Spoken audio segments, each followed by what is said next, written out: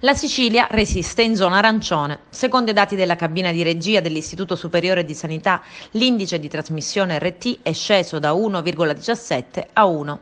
Per finire in zona rossa bisogna sforare l'RT di 1,25 e avere un rischio di progressione dell'epidemia alto.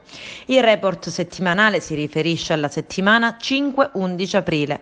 L'RT si calcola però sui positivi sintomatici di 2 settimane e mezzo fa.